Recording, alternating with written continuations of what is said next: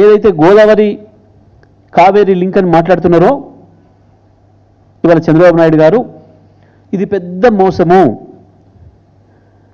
వాస్తవానికి ఎన్డబ్ల్యూడిఏ గతంలోనే ఏదైతే ఛత్తీస్గఢ్ ఒక 150 టీఎంసీల నీళ్లు వాడుకోవడం లేదో గోదావరిలో, ఈ నీళ్లను కావేరీకి తీసుకుపోతాం అని చెప్పి ప్రతిపాదన పెట్టిందో, ఆ తర్వాత ఛత్తీస్గఢ్ ప్రభుత్వం కూడా మేల్కొని వెంటనే మా 150 టీఎంసీలు మేము వాడుకుంటున్నాం, ఇగో మేము ఇవి ప్రాజెక్టులు కడుతున్నామని చెప్పి ప్రతిపాదనలు పెట్టి,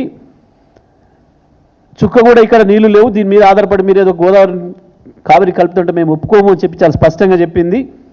ఇక దాని తర్వాత గోదావరి కావేరీ లింక్ చర్చనే లేదు, అది ముగిసిన అధ్యాయము.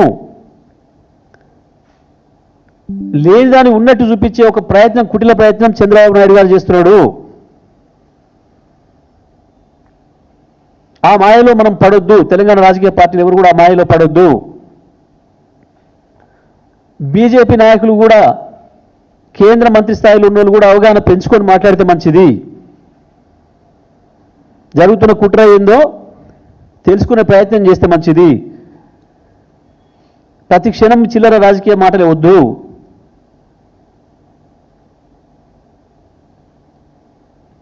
చాలా స్పష్టంగా కేంద్ర ప్రభుత్వం వాళ్ళే ఉన్నప్పటికీ, బీజేపీ పార్టీనే ఉన్నప్పటికీ ఛత్తీస్గఢ్లో కూడా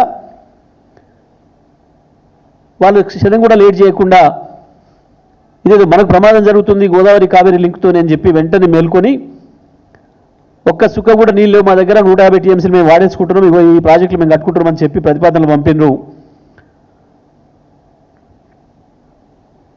తప్పుడు మాటలు మాట్లాడుతున్నారు, దోకా మాటలు మాట్లాడుతున్నారు.